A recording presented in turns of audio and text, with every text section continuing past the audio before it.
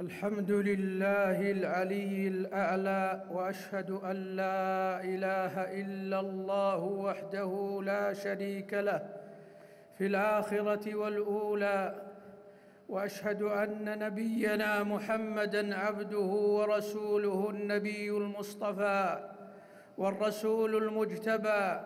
اللهم صل وسلم وبارك عليه وعلى آله وأصحابه أهل العلم والتقوى. أما بعد، فيا أيها المسلمون، أوصيكم ونفسي بتقوى الله جل وعلا. ومن يتق الله يجعل له مخرجا ويرزقه من حيث لا يحتسب، ومن يتوكل على الله فهو حسبه. أمة الإسلام، الإيمان بأسماء الله الحسنى وصفاته العلى أحد أقسام التوحيد، وهو من مقتضيات الإيمان بالله جل وعلا العلم بها ومعرفتها، والتعبد لله جل وعلا بها له منزلة عظمى ومكانة كبرى.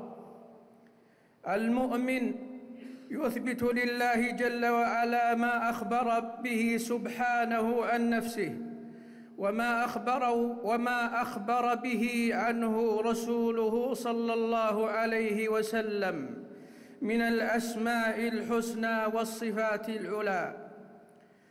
يؤمن المؤمن بذلك بلا تشبيه بصفات خلقه، ولا تكييف لها تكييف المشبهة، وبدون تحريف للكلم عن مواضعه.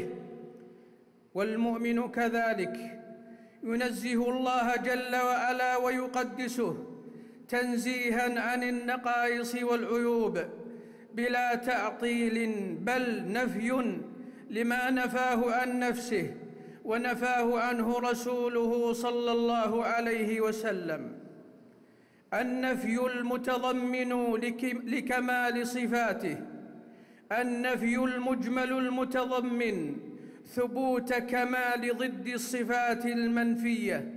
ففي قوله تعالى: لا يعزب عنه مثقال ذرة، نؤمن ونثبت بكمال علمه. وفي مثل قوله تعالى: وما مسنا من لغوب، نثبت ونؤمن بكمال قدرته.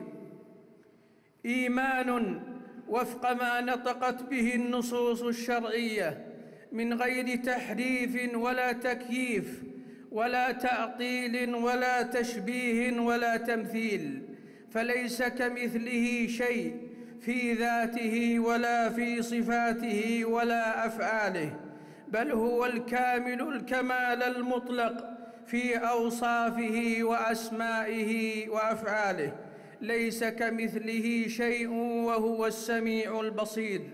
قال ابن عبد البر رحمه الله: أهل السنة مجمعون على الإقرار بالصفات الواردة كلها في القرآن الكريم والسنة، والإيمان بها وحملها على الحقيقة لا على المجاز، إلا أنهم لا يكيفون شيئا من ذلك ولا يحدون فيه صفة محصورة. سئل مالك رحمه الله عن قوله تعالى: الرحمن على العرش استوى، كيف استوى؟ فقال: الاستواء معلوم، والكيف مجهول، والإيمان به واجب، والسؤال عنه بدعة. وهو مروي عن أم سلمة وعن شيخه ربيعة. أسماؤه الحسنى جل وعلا وصفاته العلى هي أساس عبادته سبحانه على الوجه اللائق، وتنزيهه وحمده والثناء عليه. قال ربنا جل وعلا: ولله الأسماء الحسنى فادعوه بها، أي الدعاء الشامل لدعاء العبادة ولدعاء المسألة، بأن يدعى في كل مطلوب بما يناسب ذلك المطلوب، فيقول مثلا: اللهم اغفر لي وارحمني إنك أنت الغفور الرحيم، وتب علي يا تواب، وارزقني يا رزاق، والطف بي يا لطيف، وهكذا. حينئذ أيها المسلمون، فإن من أسمائه جل وعلا الصمد. قل هو الله أحد الله الصمد، لم يلد ولم يولد ولم يكن له كفوا أحد. فإذا حاصرتك أيها المسلم الحاجات ودهمت بك الخطوب والتفت من حولك الهموم، فالجأ إلى الأحد الصمد، فهو المقصود في الرخاء والشدائد، وهو وحده الذي يقصد ويلجأ إليه عند الكروب والرغائب، هو المستغاث به عند المصائب، والمفزوع إليه وقت النوائب. يا أمة الإسلام، نحن كل لحظة في ضرورة عظمى إلى ربنا العظيم الأحد الصمد، وإلى أن نصمد إليه تعبداً ودعاءً، تضرعاً ومحبة وإخلاصاً، خوفاً وطمعاً. كم نحن في ضرورة قصوى إلى أن ندعوه في الرخاء والشدة، وأن نرجوه في النعماء والضراء، وأن نتضرع إليه سبحانه، وأن نفزع إلى جنابه خاصة ونحن تشتد بأمتنا الكروب من كل جانب. حينئذ ننعم بالمقاصد العالية والمطالب الجزيلة في الدنيا والآخرة. كم نحن على مستوى الأفراد والشعوب، كم نحن في حاجة ماسة إلى أن نفرغ قلوبنا من غيره سبحانه وتعالى، لنلجأ إليه وحده بأسمائه الحسنى وصفاته العلى، كما قال سبحانه: هو الحي لا إله إلا هو فادعوه مخلصين له الدين الحمد لله رب العالمين. قال ابن تيمية رحمه الله: والمقصود هنا أن الخليلين محمدا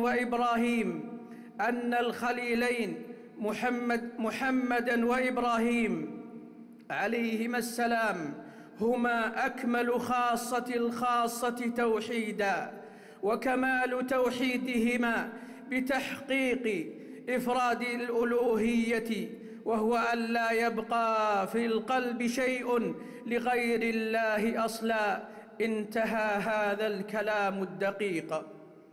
كم يشعر الإنسان في هذه الحياة بحالات يكون فيها في خطر عظيم كما هو حالنا اليوم، فلا مفر من تلك الأخطار إلا بالحفيظ المتين الصمد العظيم. هو وحده من يحفظ مصالحنا، هو الذي بيده دفع الضرر والخطر عنا، هو الذي يحفظ أولياءه من الهلكات ويلطف بهم في جميع الحركات والسكنات. الله هو الأحد الصمد الذي يصمد إليه في الحوائج والمسائل، ويقصده الخلائق كلها في جميع حاجاتها وأحوالها وضروراتها، لما له سبحانه من الكمال المطلق في ذاته وأسمائه وصفاته وأفعاله.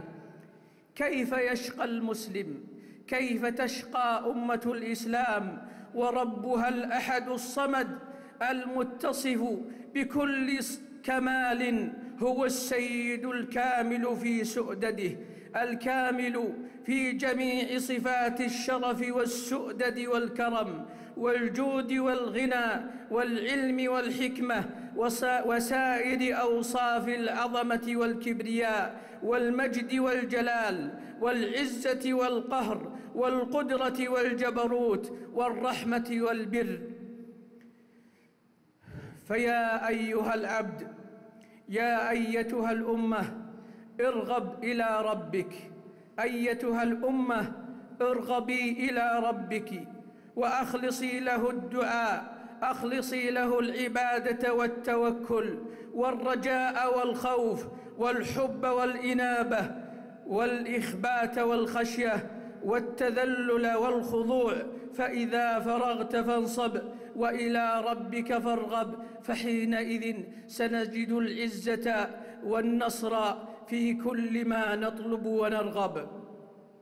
يا من ضاقت عليه السبل وصعبت عليه الحيل، اقصد باب ربك وانطرح بين يديه، فإذا ضاقت بك الأحوال يوما فثق بالواحد الفرد العلي، فهو سبحانه اللطيف بعباده، الذي أحاط علمه بالسرائر والخفايا وأدرك البواطن والخبايا. إن الله لطيف خبير، إن ربي لطيف لما يشاء، اللطيف الذي إذا أراد شيئا هيأ أسبابه بكامل اللطف وتمام الخفاء، حتى إنه ليقع ما يستحيل في العادة وقوعه. هو ذو الكرم المتناهي، فمتى تواطأت ضدك الكروب وتكالبت عليك الأزمات فالجأ إلى الصمد الجبار الذي يجبر الكسير وينجي المكروب ويكشف الضراء والبأساء. فما من أسى إلا وهو رافعه، وما من مرض إلا وهو شافيه، وما من بلاء إلا وهو كاشفه، فهو ذو القدرة الكاملة والمشيئة النافذة، يرفع الكروب ويكشف الخطوب. أمن يجيب المضطر إذا دعاه ويكشف السوء ويجعلكم خلفاء الأرض. قل الله ينجيكم منها ومن كل كرب. فالجأ أيها المسلم إلى ربك الذي بالقرب منه تجد أنسا وسرورا وصلاحا وزكاء وفلاحا ونجاحا وسكينة واستقرارا. إن الله مع الذين اتقوا والذين هم محسنون. روى أهل السنن عن عبد الله بن بريدة عن أبيه أنه دخل مع رسول الله صلى الله عليه وسلم المسجد، فإذا رجل يصلي يدعو يقول: اللهم إني أسألك بأني أشهد أن لا إله إلا أنت الأحد الصمد الذي لم يلد ولم يولد ولم يكن له كفوا أحد. فقال النبي صلى الله عليه وسلم: والذي نفسي بيده لقد سأله باسمه الأعظم الذي إذا سئل به أعطى وإذا دعي به أجاب. صححه جمع. قال ابن حجر: وهذا الحديث أرجح ما ورد في الاسم الأعظم من حيث السند. أقول هذا القول وأستغفر الله لي ولكم ولسائر المسلمين من كل ذنب، فاستغفروه إنه هو الغفور الرحيم.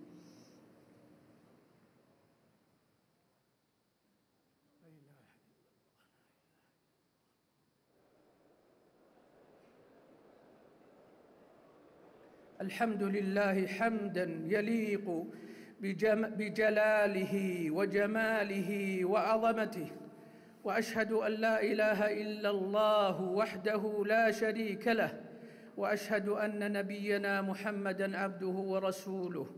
اللهم صل وسلم وبارك عليه وعلى آله وأصحابه.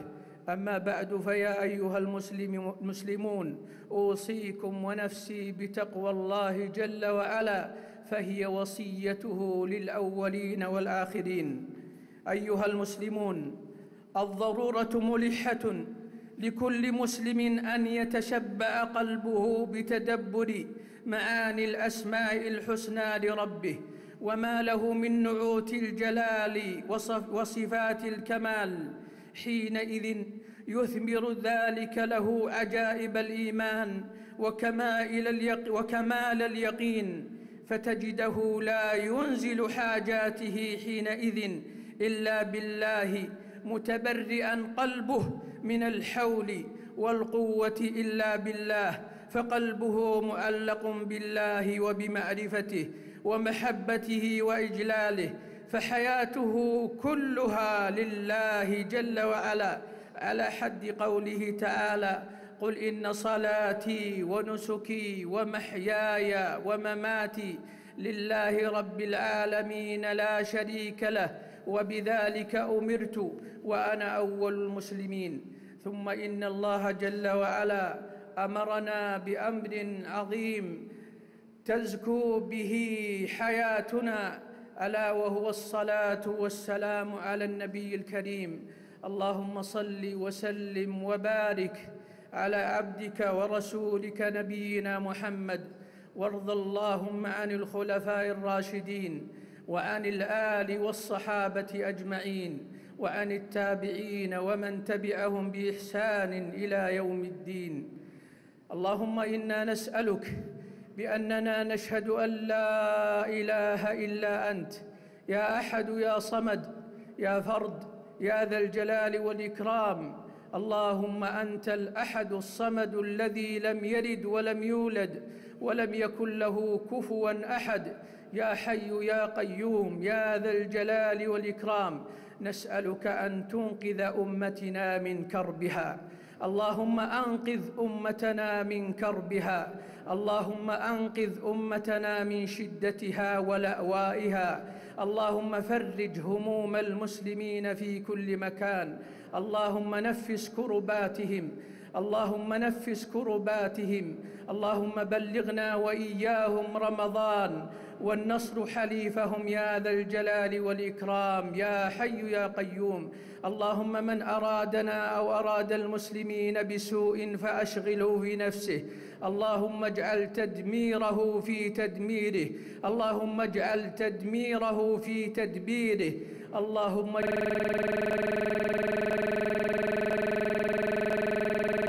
ألا وهو الصلاة والسلام على النبي الكريم. اللهم صل وسلم وبارك على عبدك ورسولك نبينا محمد، وارض اللهم عن الخلفاء الراشدين وعن الآل والصحابة أجمعين وعن التابعين ومن تبعهم بإحسان إلى يوم الدين. اللهم إنا نسألك بأننا نشهد أن لا إله إلا أنت، يا أحد يا صمد يا فرد يا ذا الجلال والإكرام. اللهم أنت الأحد الصمد الذي لم يلد ولم يولد ولم يكن له كفوا أحد، يا حي يا قيوم يا ذا الجلال والإكرام. نسألك أن تنقذ أمتنا من كربها، اللهم أنقذ أمتنا من كربها، اللهم أنقذ أمتنا من شدتها ولأوائها، اللهم فرج هموم المسلمين في كل مكان، اللهم نفس كرباتهم، اللهم نفس كرباتهم، اللهم بلغنا وإياهم رمضان والنصر حليفهم يا ذا الجلال والإكرام، يا حي يا قيوم. اللهم من أرادنا أو أراد المسلمين بسوء فأشغله في نفسه، اللهم اجعل تدميره في تدميره، اللهم اجعل تدميره في تدبيره، اللهم اجعل تدميره في مخططاته يا حي يا قيوم. اللهم اغفر للمؤمنين والمؤمنات والمسلمين والمسلمات الأحياء منهم والأموات. اللهم بلغنا رمضان، اللهم بلغنا رمضان وأعنا فيه على الصيام والقيام، اللهم أعنا على ذكرك وعلى شكرك وعلى حسن عبادتك. اللهم إنا نعوذ بك من جهد البلاء ودرك الشقاء وسوء القضاء وشماتة الأعداء. اللهم إنا نعوذ بك من زوال نعمتك وتحول عافيتك وفجاءة نقمتك وجميع سخطك. اللهم وفق خادم الحرمين لما تحب وترضى، اللهم وفقه ونائبه لما تحبه وترضى، اللهم ألبسه لباس الصحة والعافية يا حي يا قيوم. اللهم وفق جميع ولاة أمور المسلمين لما فيه مصالح رعاياهم، اللهم وفقهم لما فيه صلاح رعاياهم. اللهم اجمع كلمة المسلمين على الحق والتقوى في كل مكان. اللهم يا حي يا قيوم آتنا في الدنيا حسنة وفي الآخرة حسنة وقنا عذاب النار. اللهم إنك أنت العفو، اللهم إنك عفو كريم تحب العفو فاعف عنا. اللهم إنك عفو كريم تحب العفو فاعف عنا. اللهم إنك عفو كريم تحب العفو فاعف عنا. عباد الله، اذكروا الله ذكرا كثيرا وسبحوه بكرة وأصيلا، وآخر دعوانا أن الحمد لله رب العالمين.